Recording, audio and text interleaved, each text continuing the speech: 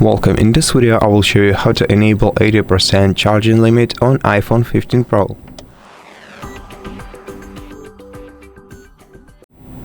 First of all, open settings on your iPhone, then scroll down to battery and open the battery menu.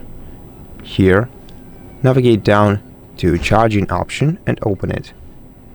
Then, in order to set the charging limit, we're gonna first have to disable optimized battery charging by switching this toggle to the left, then select turn off, and then move this slider to the left edge. This way you will set the 80% charging limit for your iPhone. To re-enable optimized battery charging, we're gonna have to set the limit to 100 first, then confirm, and then switch this toggle to the right. And that's how you do it.